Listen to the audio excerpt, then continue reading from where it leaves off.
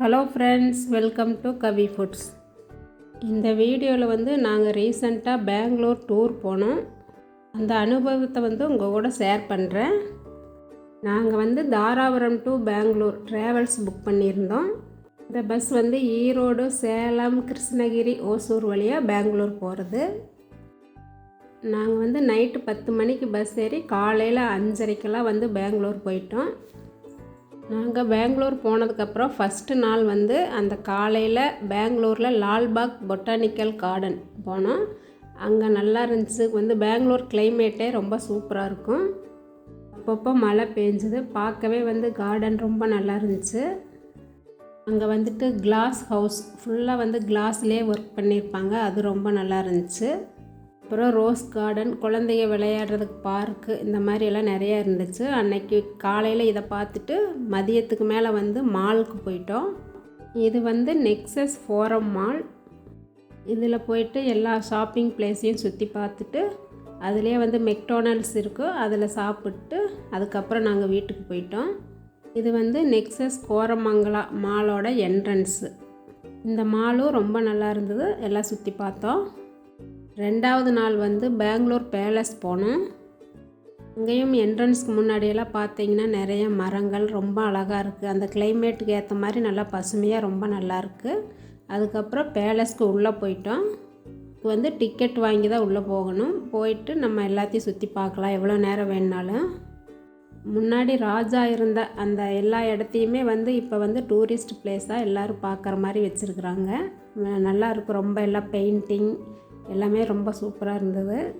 இந்த சுவரில் எல்லாமே ராஜாவோட சின்ன குழந்தையிலேருந்து அவரோட வாழ்ந்த விதத்தை எல்லாமே ஃபோட்டோவாக எடுத்து வச்சுருக்குறாங்க.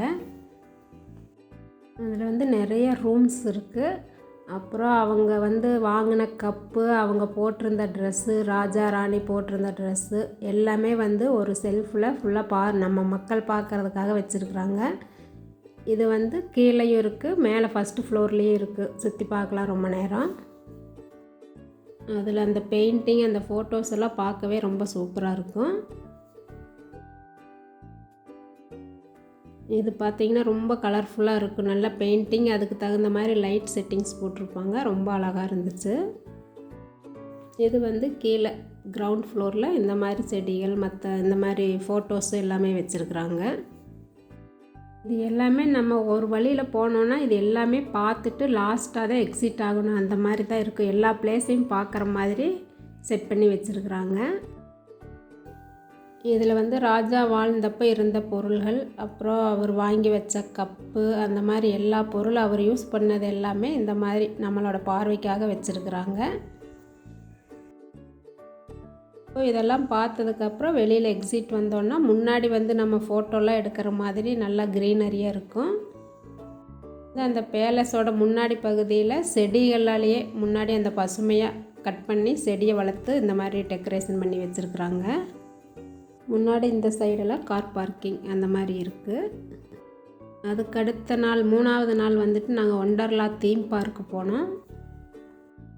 இது ஒண்டர்லாவோட என்ட்ரன்ஸு.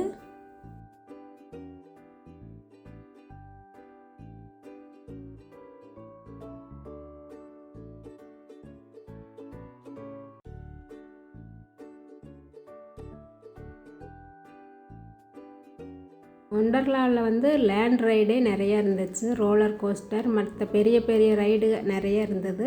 அது இல்லாமல் குழந்தைங்க விளையாடுற மாதிரி நிறைய ரைடு இருக்குது. ஆனால் நாங்கள் போனது சாட்டர்டே, அதனால் கூட்டம் அதிகமாக இருந்துச்சு. எல்லா ரைடுக்கும் போக முடியல. கொஞ்சம் கொஞ்சம் ரைடு தான் பார்த்தோம். இந்த ரைடெல்லாம் கீழேருந்து பார்க்கவே அவ்வளோ பயமாக இருக்குது நம்மளுக்கு. அந்த அளவுக்கு ரொம்ப த்ரில்லிங்காக இருக்குது. இந்த ரைடுக்கெல்லாம் எங்கள் வீட்டில் எல்லோரும் போனாங்க. ஆனால் நான் போகலை. எனக்கு இந்த மாதிரி ரைடுனால் ரொம்ப பயம். நான் சின்ன சின்ன ரைடு, அப்புறம் வாட்டர் ரைடுக்கு தான் போனேன். வீக்கெண்டெல்லாம் போனோன்னா நம்ம எல்லா ரைட்ஸ்க்கும் போகவே முடியாது. அவ்வளோ கூட்டம் இருக்குது. ரைட்ஸ் அந்தளவுக்கு நிறையா இருக்கும்.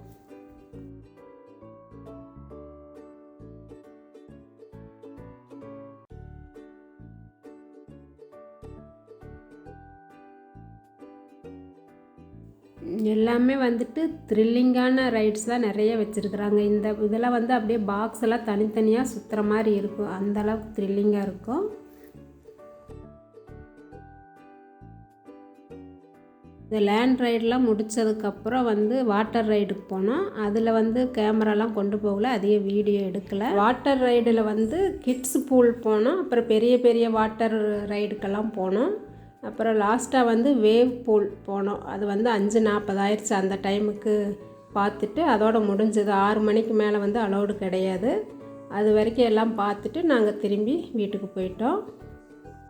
இந்த வீடியோ உங்களுக்கு பிடிச்சிருந்தால் லைக் பண்ணுங்கள், ஷேர் பண்ணுங்கள், கவி ஃபுட்ஸ் சேனலுக்கு சப்ஸ்கிரைப் பண்ணுங்கள்.